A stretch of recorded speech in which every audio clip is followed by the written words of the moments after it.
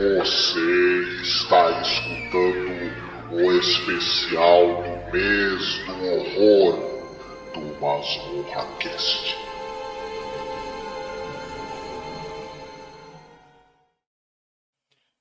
Olá, eu sou Angélica Hellish. Eu estou aqui para conversar um pouco com você hoje sobre o filme O Poço 2. Aproveitar para trazer algumas questões sobre o Poço 1, que saiu em 2020, né?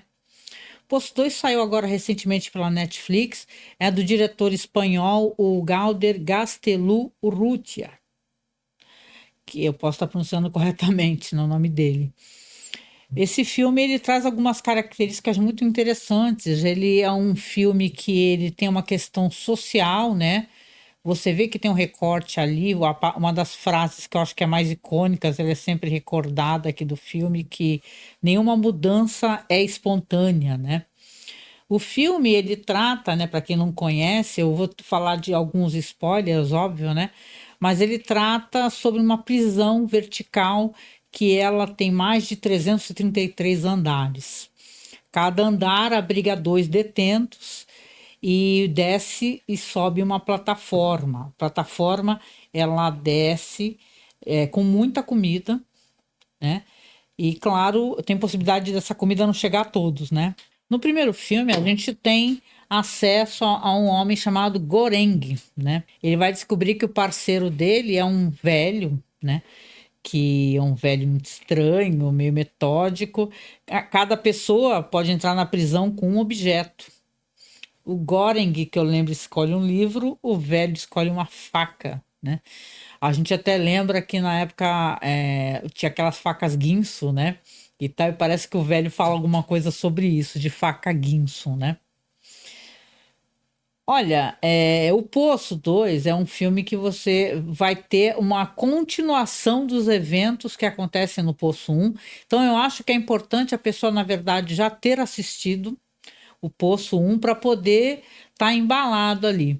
Eu sei que quando as pessoas viram, né? Eu mesma eu não tô tão antenada assim para saber que estão produzindo o Poço 2. Para mim foi uma surpresa quando alguém colocou no Blue Sky assim, olha, já saiu o Poço 2. Eu falei, caramba, eu não sabia nem que estava saindo, né? E o caso aqui é que esse poço, né, ele tem negócio assim que você tem uma discussão profundamente social, né? Porque se você tem uma plataforma que desce muita comida nessa plataforma e que se cada um pegasse um pouco da comida ou pegasse somente o necessário para sobreviver, estamos falando do poço 1, você teria ali, então, uma possibilidade das pessoas lá abaixo conseguirem também sobreviver, né? Aqui fica um questionamento muito óbvio, né? Sobre redistribuição de riquezas, né? A gente assistiu o Poço 1 na época de pandemia. Ele estreou em 2000, foi produzido em 2019, aqui no Brasil veio em 2020, e 2020 é quando a pandemia ela realmente, né, desgraçou não somente o Brasil, como o resto do planeta. Mas muita gente assistiu, foi um dos filmes mais assistidos e mais comentados. Então a gente fica pensando assim, obviamente queriam fazer uma continuação, né? E as pessoas têm um pouco de ranço, né, por continuação. Eu acho que certas continuações dão certo e eu vou poder falar para vocês aqui um pouco, talvez com um pouco de spoilers, por que que o Poço 2 é uma continuação que é importante e é uma continuação que ela abre um leque de um assunto que fica, que não foi esgotado. Eu penso até que talvez não seja esgotado, seria importante talvez ter uma série sobre isso, não teria problema nenhum, a meu ver. Mas vamos lá então falar sobre o Poço 2 aqui, que foi lançado pela Netflix recentemente. Nesse Poço 2 aqui, você vai ter, enquanto no Poço 1 era um cara, era o Goreng, né, que era o um dos protagonistas, né, ele, o velho, e várias figuras, né, de vários andares diferentes. Aqui você vai ter então uma mulher, né, que vai ser a protagonista, uma mulher e um cara, assim, um cara meio sabe essas figuras meio nervosas, meio brabas, assim, o cara dá um certo medo dele, né? Ele, pelo menos, tem os relatos e as entrevistas, né? Tem várias entrevistas logo no começo do filme. As pessoas sendo perguntadas, o que que você gosta de comer? Como se pergunta também no primeiro filme, né? Qual é a sua comida favorita? né? Que a gente sabe que uma dessas comidas vai descer na plataforma, né? Aí tem a moça que ela fala que ela, não sei se ela é vegana ou vegetariana, são os bolinhos que o namorado dela fazia. Aí o cara que é super brabo, parece né, o estereótipo do Red Pill, a pessoa perigosa, ele fala que é muito perigoso, ele fala que gosta de pizza, ele fala assim, se por um acaso não me derem a pizza, eu vou ficar nervoso, vou ficar bravo. Então ele é uma figura um tanto quanto caricata e vai se desconstruindo no decorrer do filme, essa figura, né? E a moça também, né? Depois a gente vai saber mais detalhes sobre ela.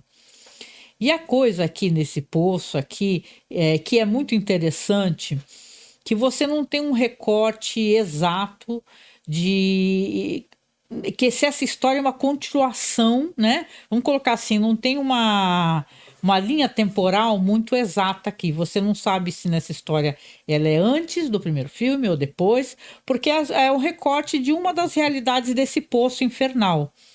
Nessa realidade desse filme aqui, dessa continuação, você tem as pessoas que existe uma espécie de tentativa, né, de distribuição da comida de maneira mais justa, né?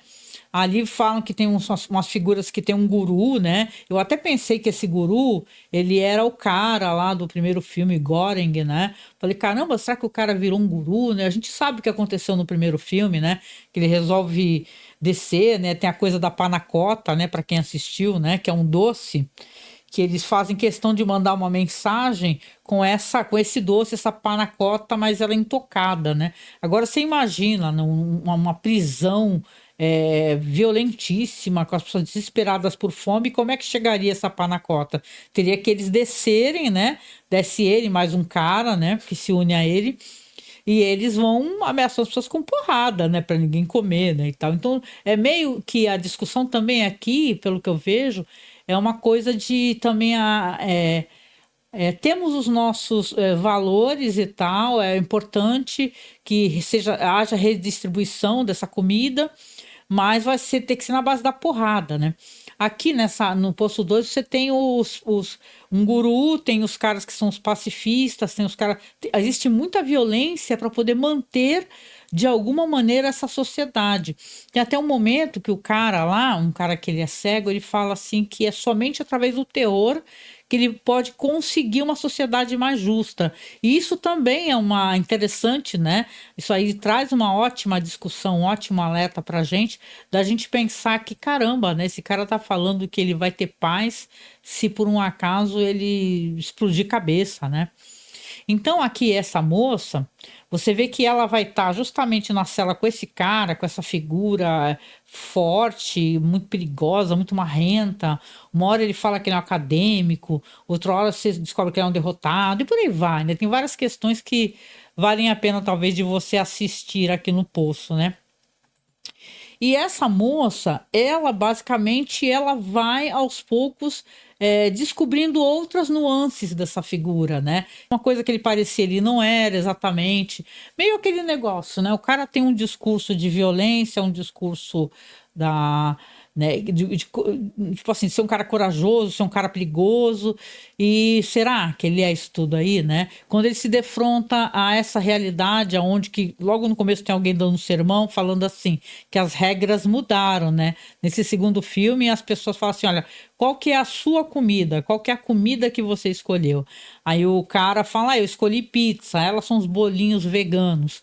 Então, basicamente, você só pode comer pizza ou os bolinhos veganos, entendeu? Existe ali um acordo que se as pessoas comerem das outras comidas ou se empanturrarem, aí vão ser pacificadas, né, por esses caras aí que vão descer. Tem um cara que é o líder e vai rebentar, né, e são punições severas, são punições de todos os tipos, não somente relacionadas à comida, à obediência. Então, na verdade, acaba sendo um estado muito autoritário e muito perigoso, né, dentro dessa sociedade aqui, que você fica se perguntando, né? Eu acho que a maior pergunta que o primeiro filme tem é assim, poxa, por que as pessoas não estão deixando comida para que as outras possam sobreviver? Porque se cada um comer somente ou o suficiente, ou no caso aqui nesse filme, o seu prato, existe possibilidade. mas claro que isso tudo vai dar muito problema. Tem a questão de que, vamos supor aqui, né? Isso é interessante. Se por um acaso você escolheu um prato ridículo, né? A pessoa pergunta para você ali na entrevista, fala assim: ah, eu gosto, sei lá, de pizza, que nesse cara. Você só vai poder comer pizza.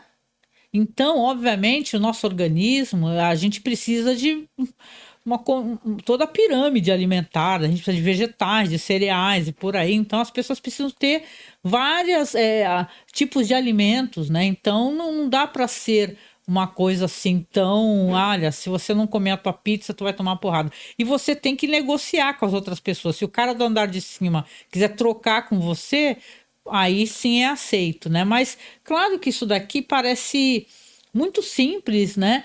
Para um filme que eu acho que o segundo filme ele é bem complexo também, porque, na verdade, essas figuras autoritárias aí que elas estão pregando que vocês vão ter que dividir os seus alimentos ou você vai ser trucidado, amarrado. Tem uma moça que depois mais para frente eles amarram ela na plataforma, então dá a entender, amarram ela nua, né? Então dá a entender que ela é destruída até chegar, porque são mais de 333 andares e tem o fundo, né?